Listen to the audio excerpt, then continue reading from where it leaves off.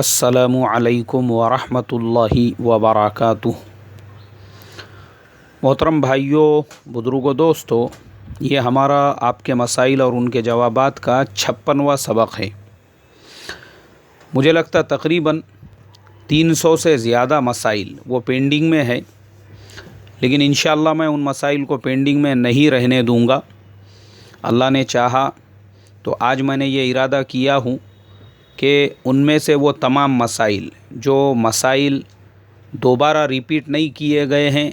और मसला पूछने वाले ने नीचे अपना नाम, अपने शहर का नाम लिखा है, वो सारे मसाइल को आज मैं ले लूँगा इंशाअल्लाह।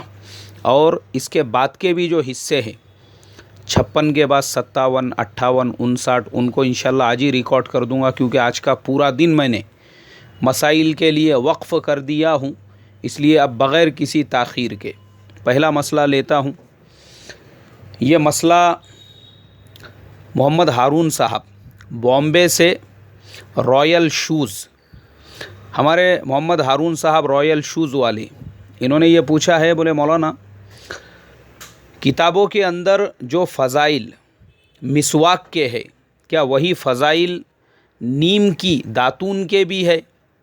और नीम की दातून का कुरान और हदीस में कहीं पर ज़िक्र है? भाई हमारे मोहम्मद हारून साहब, आपके मसले का जवाब मुझे मिल गया है हज़रत मौलाना खालिद सैफुल्लाह रहमानी साहब की किताबुल फतावा जिल्द नंबर 2 सफ़हा नंबर 39 मतलब 39 में हज़रत मौलाना खालिद सैफुल्लाह रहमानी साहब ने बड़े ही बेहतरीन अंदाज़ में पहले तो मिसवाक का डेफिनेशन बयान किया कि मिसवाक किसे कहते हैं और मिसवाक का मकसद क्या है। हज़रत ने लिखा है कि मिसवाक का जो असल मकसद है वो दांतों में पैदा होने वाले गंदगी को दूर करना है, और ये मकसद जिस चीज़ से भी हासिल हो जाए फुक़हा ने उसको काफ़ी करार दिया है। अलबत्ता रसूलुल्लाह सल्लल्लाहु अलैहि वसल्लम चूँकि लकड़ी की मिसवाक इस्तेमाल फरमाते थे, इसलिए आले मिसवाक की सुन्नत उसी वक्त अदा होगी जब लकड़ी की मिसवाक इस्तेमाल की जाए, और फ़िअल मिसवाक की सुन्नत अदा होने के लिए टूथ पेस्ट और ब्रश का इस्तेमाल करना भी काफ़ी है। अब मोहम्मद हारून साहब, आपका जो सवाल था एकदम आसानी से हल हो गया कि लकड़ी की मिसवाक, चाहे फिर वो किसी भी लकड़ी की हो, यहाँ पे मुतलक़न लफ्ज़ लकड़ी का इस्तेमाल हुआ है, फिर वो नीम की लकड़ी हो, बबूल की लकड़ी हो या पीलू की लकड़ी हो। और अल्लाह के प्यारे हबीब सल्लल्लाहु अलैहि वसल्लम के ज़माने में उमूमन जो मिसवाक की जाती थी वो जैतून के लकड़ी से। तो पता ये चला कि लकड़ी चाहे किसी भी दरख्त की हो, अगर आप मिसवाक के नीयत से उसका इस्तेमाल कर रहे हैं तो आपको मिसवाक का सवाब मिलेगा। यहाँ तक कि शरीअत इस्लामिया में इतनी उसाअत है कि आप अगर टूथ ब्रश और पेस्ट का इस्तेमाल भी अपने दांतों की गंदगी दूर करने के लिए कर रहे हैं, उसमें भी आपको फ़िअल मिसवाक का सवाब मिलेगा। जो फ़ज़ाइल मिसवाक थे अगरचे वो लकड़ी के साथ में मखसूस है, लेकिन ब्रश और पेस्ट पर भी अल्लाह तबारक व तआला आपको सवाब से महरूम नहीं करेंगे। अगला सवाल, ये सवाल शेख यासिर साहब, इन्होंने भोकरदन ज़िला जालना, इनका सवाल ये है, मौलाना SBI बैंक में 8301 वैकेंसीज़ वो निकली हुई है। अब मसला यहाँ पर ये आ रहा है कि बैंक की जॉब करना एक मुसलमान के लिए जायज़ है या नहीं है, तो इसलिए बराए मेहरबानी इसकी डेट ख़त्म होने से पहले पहले आप मुझे जवाब दे दे, ताकि उम्मत मुस्लिमा के हज़ारों और सैकड़ों नौजवानों को इस बात का इल्म हो सके कि वो अप्लाई कर सकते हैं या नहीं कर सकते हैं। भाई हमारे शेख यासिर साहब और इसी तरीक़े से हुक्केरी कर्नाटका ज़िला बेलगाम से शफ़ी साहब ने भी सेम सवाल आपके जैसा ही पूछा है। तो दोनों का जवाब हज़रत मौलाना खालिद सैफुल्लाह रहमानी ने जदीद फ़िक़ही मसाइल जिल्द नंबर 1 सफ़हा नंबर 269 के ऊपर दिया है कि बैंक की मुलाजिमत इसका उन्वान ही है, اس کے تحت میں حضرت نے یہ لکھا ہے، سود میں خود ملوث اور مبتلا ہونا ہی گناہ نہیں ہے، بلکہ اس کے کاروبار میں معاون ہونا بھی معصیت ہے۔ یوں تو تمام ہی گناہ کے کاموں میں اعانت ناپسندیدہ ہے۔ اللہ تبارک و تعالیٰ کا ارشاد ہے، لا تعاونوا علی الاثم والعدوان، لیکن خصوصیت سے سود کے متعلق نبی اکرم صلی اللہ علیہ وسلم نے فرمایا، حضرت جابر رضی اللہ تعالیٰ عنہ سے مروی ہے، رسول اللہ صلی اللہ علیہ وسلم نے سود کھانے اور کھلانے والے اور اس کے کاتب نیز گواہوں سبھی پر لعنت کی ہے، اور فرمایا ہے وہ سب کے سب برابر ہے۔ لیکن حضرت مولانا خالد صاحب نے پھر اس کے نیچے لکھا، ہاں ایسی ذمہ داریاں جن کا تعلق براہ راست سودی کاروبار سے نہ ہوں، بلکہ وہ بینک کے دوسرے کام یا اس کی حفاظت پر ملازم ہو، ان کے لیے اس ملازمت کا جاری رکھنا یا حاصل کرنا جائز ہے۔ آگے حضرت مولانا خالد صاحب نے لکھا ہے، یہ تو اصل حکم ہے، لیکن ایسے شخص کے لیے جو معاشی اعتبار سے بالکل مفلوج ہو، یعنی بیچارے کو کوئی دوسری ملازمت بھی نہیں مل رہی ہے، اس کو کوئی دوسرا ذریعہ معاش بھی حاصل نہیں ہو رہا ہے، اور اگر وہ بینک کی ملازمت نہ کرے تو اس کے گھر کے اندر فاقہ کشی اور چوری ڈکیتی جیسے گناہ میں مبتلا ہونے کا اس کو ڈر ہے، یا پھر کسی اور حرام ذریعے سے پیسے کمانے کا یا پیسے حاصل کرنے کا اس کو ڈر ہے، تو ایسا شخص ایسے مجبوری کی حالت میں بینک کی ملازمت کر سکتا ہے۔ اس کے ساتھ ساتھ وہ آدمی کسی اور جگہ پر کوئی دوسرا ذریعہ معاش بھی تلاش کرتا رہے جو اس سے بہتر اور حلال روزی کا ذریعہ ہو۔ اگر وہ اس کو مل جاتا ہے تو پھر اس جاب کو اس نے ترک کر کے اس جاب کو اختیار کر لینا چاہیے، لیکن حالات اور مجبوری اور فقر و فاقہ میں پڑ جانے کا اگر اندیشہ اور ڈر ہے تو بالکل ہمارے نوجوان ایس بی آئی بینک کے اندر ابھی جو ویکنسیز نکلی ہے اس میں اپلائی کر سکتے ہیں۔ اگلا سوال، یہ سوال محمد احمد خان صاحب، انہوں نے اپنے گاؤں کا نام نہیں لکھا، لیکن بھائی آئندہ یاد رکھے، آپ کو سوال پوچھنا ہے اپنے نام کے ساتھ گاؤں کا نام اور اپنے اسٹیٹ کا نام ضرور لکھیں۔ ہمارے احمد بھائی کا سوال یہ ہے کہ مشروم کھانا جائز ہے یا نہیں ہے، اس لیے کہ بعض لوگ یہ کہتے ہیں کہ مشروم کا کھانا یہ مکروہ ہے اور بعض کہتے ہیں کہ ناجائز ہے۔ بھائی ہمارے محمد احمد خان صاحب، آپ کے سوال کے جواب کے سلسلے میں پھر مجھے حضرت مولانا خالد سیف اللہ رحمانی صاحب کی کتاب الفتاویٰ جلد نمبر 6 صفحہ نمبر 190 سے استفادہ کرنا پڑا۔ اللہ تبارک و تعالی ہمارے حضرت مولانا خالد سیف اللہ رحمانی صاحب کو جزائے خیر عطا فرمائیں، آپ کی عمر میں برکت عطا فرمائیں، ہر فتن، ہر ضرر اور ہر شرر سے آپ کی حفاظت فرمائیں۔ مشروم کے سوال کے جواب کے سلسلے میں حضرت نے اتنی بہترین تحقیق کی اور اتنے تفصیل کے ساتھ میں لکھا کہ میرے دل کی گہرائیوں سے یہ دعائیں ان کے لیے نکل گئی۔ اب وہ جو پورا مکمل حضرت کا جواب ہے اس کا خلاصہ صرف یہ ہے کہ زمین سے پیدا ہونے والی جتنی بھی بھاجی ترکاریاں ہیں وہ ساری کیا ساری حلال ہے، جائز ہے، لیکن زمین سے اگنے والی وہ تمام چیزیں جو زہریلی ہے اور جو نشہ آور ہے وہ آپ کے لیے حلال اور جائز نہیں ہے۔ رہا مشروم کا سوال، تو مشروم کی بھی کئی قسمیں ہیں، ان میں بعض قسمیں دوا کے لیے استعمال ہوتی ہے، بعض قسمیں اس کی ایسی ہے جو انسانی صحت کے لیے مضر ہے، تو آپ ان سے پرہیز کریں۔ اور ہمارے زمانے میں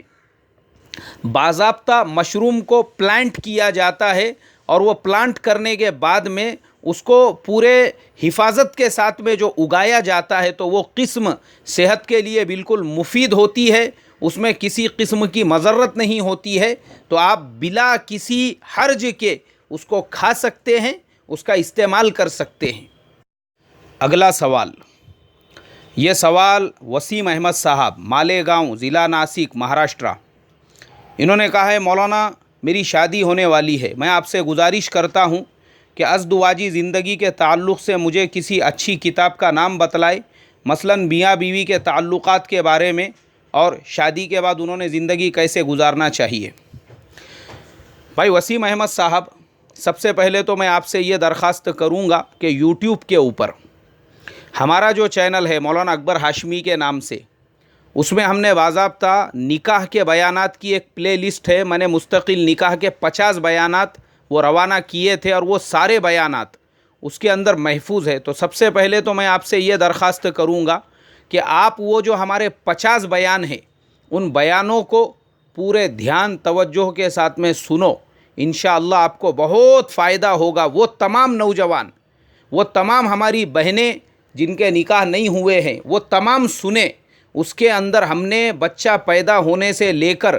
بالغ ہونے کے بعد نکاح کی جو پروسیسنگ ہے وہ سنت کے مطابق کیسے ہو، نکاح کے بعد میاں بیوی کے تعلقات اور اس کے بعد انہوں نے کیسی زندگی گزارنا چاہیے، اور ساس سسر ان کے کیا حقوق ہے، اور پھر جو ازدواجی زندگی ہوتی ہے وہ کیسے آگے بڑھانا چاہیے، اور پھر آپ جب باپ بننے والے ہیں تو پھر اس کے بعد آپ کی کیا کیا ذمہ داریاں بنتی ہے، وہ ہمارے پورے 50 سبق ہے اس کے اوپر. تو میں یہ درخواست کروں گا کہ آپ پہلے تو یوٹیوب کے اوپر مولانا اکبر ہاشمی کے نام سے جو ہمارا چینل ہے اس میں ہماری جو نکاح کے نام سے پلے لسٹ ہے، نکاح کے سارے بیان سنو. انشاءاللہ آپ کو بہت فائدہ ہوگا. رہا کتاب کا سوال، تو ہمارے ایک بہت ہی عزیز دوست ہے مفتی محمد اشرف صاحب امروہوی، وہ فی الحال بنگلور کرناٹکا میں رہتے ہیں. حضرت مفتی محمد اشرف صاحب انہوں نے بڑے ہی پیار سے، بڑے ہی محبت سے اپنی پوری کتابوں کا ایک سیٹ کسی طالب علم کے ہاتھ سے پونا انہوں نے میرے لیے بھیجا تھا. الحمدللہ وہ کتابیں مجھے مل گئی، میں ان سے استفادہ کرتے رہتا ہوں. اور جب میں نے ان کتابوں کا مطالعہ کیا تو الحمدللہ میں یہ سمجھتا ہوں کہ ہمارے زمانے کے نوجوانوں نے بھی ان کتابوں سے استفادہ کرنا چاہیے. خصوصاً ان کی جو کتاب ہے تنہائی کے سبق، زندگی کے سبق، اس طریقے سے ان کی کتابوں کا نام ہے. وہ کتابیں آپ حاصل کریں اور ان سے استفادہ کریں. انشاءاللہ آپ کو ایک تو بلوغیت کے بعد کیسے زندگی گزارنا چاہیے، نکاح کے بعد کیسے زندگی گزارنا چاہیے، اس میں بھی اس سے رہبری ملیں گی. اللہ عمل کی توفیق عطا فرمائے. اگلا سوال، یہ سوال گجرات پالنپور سے محمد بھائی لوریا، ہمارے محمد بھائی نے سوال کیا ہے، مولانا ہم لوگوں کا موبائل ریچارج کا کاروبار ہے اور ہم لوگ ہر ریچارج پر 5 روپے ایکسٹرا لیتے ہیں، تو ہمارا 5 روپے ایکسٹرا لینا یہ شرعاً جائز ہے یا نہیں ہے؟ بھائی ہمارے محمد بھائی، اسلامی شریعت کے اندر نفع کی کوئی مقدار متعین نہیں ہے. قرآن پاک میں اللہ تبارک و تعالی نے واضح طور پر فرما دیا، وَأَحَلَّ اللَّهُ الْبَيْعَ وَحَرَّمَ الرِّبَا.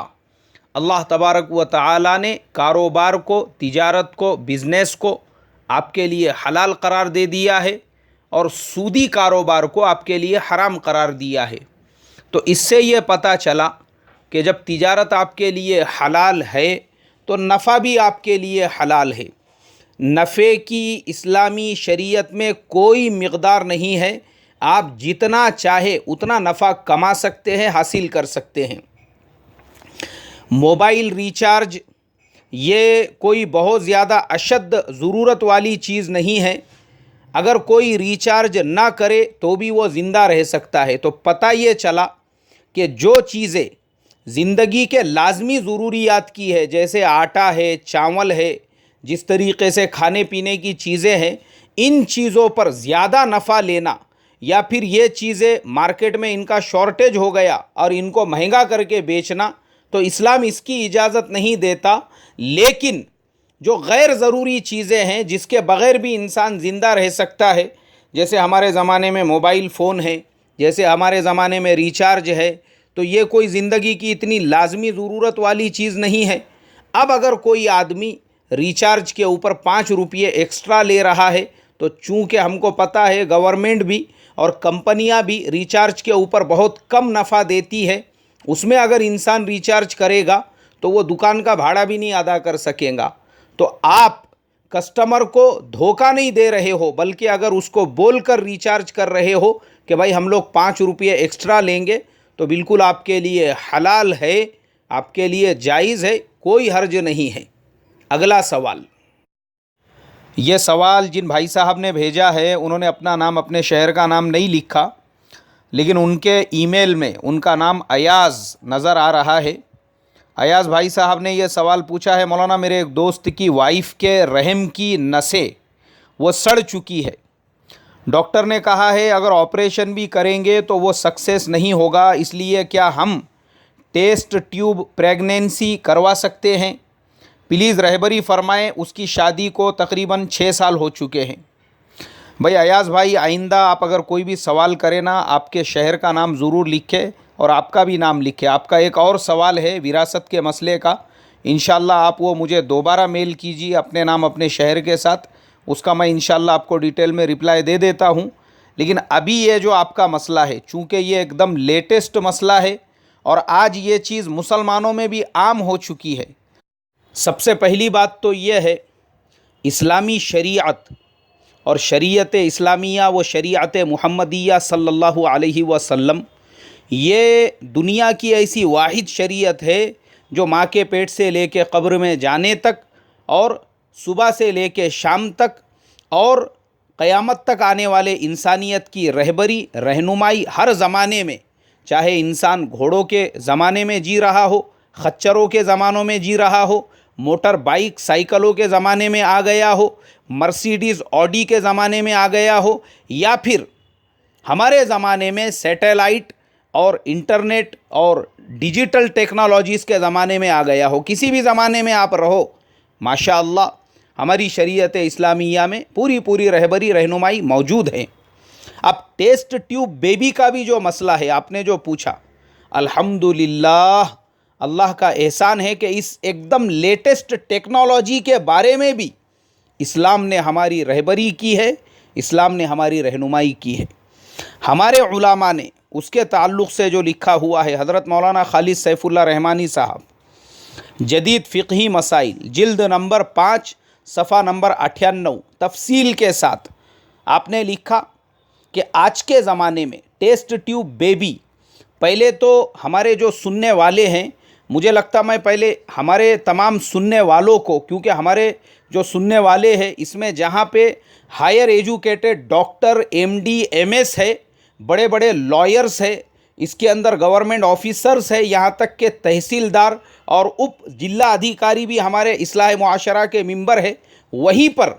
بہت سارے ہمارے بھائی بیچارے کم پڑھے لکھے بھی ہے، ڈرائیونگ کرنے والے بھی ہے، رکشہ چلانے والے بھی ہے، یہاں تک کہ کھیت میں آؤت مارنے والے اور کھیت میں نانگر مارنے والے بھی بہت سارے بھائی ہے، اور بہت سے کم پڑھے لکھے بھی ہے۔ ان کو پہلے یہ پتہ ہونا چاہیے یہ ٹیسٹ ٹیوب بیبی کیا ہوتا ہے۔ ابھی میں آپ کو بتاتا ہوں بھائی، ٹیسٹ ٹیوب بیبی بولے تو آج کل بچہ پیدا کرنے کا ایک لیٹسٹ طریقہ نکل چکا ہے۔ مثال کے طور پر ایک میاں بیوی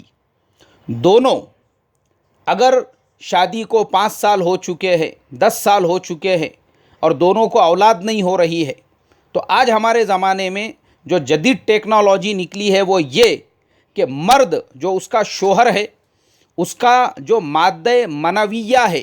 جسے اردو میں مادہ منویہ کہتے ہیں اور انگلش میں اسے سیمین کہتے ہیں، تو اس کے ہسبینڈ کا جو سیمین ہوتا ہے یعنی منی جو ہوتا ہے وہ نکالا جاتا ہے، اس کو لیبارٹری کے اندر ایک مدت کے لیے رکھا جاتا ہے، اس میں انڈے پیدا کیے جاتے ہیں، اور جب اس کے اندر ایگز ڈیولپڈ ہو جاتے ہیں، اسپرم پیدا ہو جاتے ہیں، اس کے بعد میں پھر اس کی بیوی کو اس کو بھی کچھ میڈیسن دیے جاتے ہیں تاکہ اس کی بیوی جو ہے اس کے شوہر کے جو اسپرم ہے وہ اس کو ایکسیپٹ کر سکے اور اس کی جو وومب ہے، اس کا جو رحم ہے وہ اس کو قبول کر سکے۔ اس کو وہ میڈیسن دینے کے بعد ایک ٹائم طے ہوتا ہے، جس ٹائم پر اس کا رحم پوری طرح سے اوپن ہو جاتا ہے ان ایگز کو، ان اسپرم کو ایکسیپٹ کرنے کے لیے، قبول کرنے کے لیے، پھر ویسے ٹائم پر ایک چھوٹی سی پروسیسنگ ہوتی ہے جس کے ذریعے سے اس کے شوہر کے جو اسپرم ہے، جو شوہر کے ایگز ہے، وہ اس کے بیوی کے رحم میں، اس کے وومبس کے انڈر ڈال دیے جاتے ہیں، اور اس کے بعد میں پھر اس کو میڈیسن دی جاتی ہے، پھر ڈاکٹر اس کی نگرانی کرتے ہیں، اور ہوتے ہوتے ہوتے پھر وہ بچہ اپنی ماں کے پیٹ میں ڈیولپ ہونے لگتا ہے، اور پھر ایک وقت ایسا آتا ہے کہ وہ عورت جس کو سماج بانجھ سمجھ رہا تھا، اسی عورت کے پیٹ سے ماشاءاللہ بچے کی ولادت ہو جاتی ہے۔ اسے کہتے ہیں ٹیسٹ ٹیوب بیبی کا طریقہ۔ لیکن آج ہمارے زمانے میں یہ سہولت آنے کی وجہ سے جہاں پہ بہت سارے لوگ وہ صاحب اولاد بن چکے ہیں، تو حرام کا راستہ بھی اس کے اندر کھل چکا ہے۔ حرام کا راستہ کیا ہے؟ حرام کا راستہ یہ ہے کہ بہت ساری عورتوں نے اور بہت سارے مردوں نے اس کو ایک بزنس بنایا، اس کو ایک دھندا بنایا۔ اب وہ کیسے دھندا ہوتا ہے، وہ کیسے بزنس ہوتا ہے؟ وہ اس طریقے سے ہوتا ہے کہ جب ایک عورت حقیقتاً بانجھ ہو جاتی ہے، اس کی عمر 40 سال 45 سال ہو جاتی ہے، اب وہ بچہ نہیں پیدا کر سکتی، اس کے بعد بھی اگر اس کا شوہر بچہ پیدا کرنا چاہتا ہے تو کسی عورت کو کرائے پر لیا جاتا ہے، جسے سروگیسی مدر کہا جاتا ہے۔ ویسی عورت جو ایک دم ینگ ہوتی ہے، ینگ لیڈی کو کرائے پر لیا جاتا ہے، اور ویسے ینگ لیڈی کے پیٹ میں پھر وہ مرد کے اسپرم اور اس کے ایگز ڈالے جاتے ہیں، اور اس ینگ لیڈی کے ذریعے سے پھر وہ بچہ پیدا کیا جاتا ہے۔ یہ طریقہ اسلام میں حرام ہے اور اسلام میں ناجائز ہے۔ شاید آپ سب لوگ جانتے ہوں گے، ہمارے ملک میں 2-4 فلم اسٹاروں نے اور ٹی وی چینلوں پہ کام کرنے والوں نے بھی اس طریقے سے بچے پیدا کرائے، دوسری عورتوں کے پیٹ میں اپنے اسپرم اور اپنے ایگز داخل کر کے۔ یہ طریقہ اسلامی شریعت کے اعتبار سے حرام اور ناجائز ہے۔ اگر ہسبینڈ اپنے اسپرم، اپنے ایگز اپنی خود کی وائف کے پیٹ میں ڈلوا کر اگر اس کی اپنی وائف سے ہی بچہ پیدا ہو رہا ہے تو ٹیسٹ ٹیوب بیبی یہ بالکل حلال ہے، جائز ہے، بلکہ اللہ کی بہت بڑی رحمت ہے۔ اور اگر وہی ٹیسٹ ٹیوب بیبی کا غلط استعمال ہو رہا ہے کہ کسی دوسرے مرد کے اسپرم اس عورت کے پیٹ میں ڈالے جا رہے ہیں، یا ایک مرد کے اسپرم اور اس کے ایگز کسی اور عورت کے پیٹ میں ڈال کر بچہ جنا جا رہا ہے، تو یہ صورت جائز نہیں ہوں گی۔ حضرت مولانا خالد صاحب نے ایسی صورت کو صراحتاً حرام اور ناجائز کہا ہے۔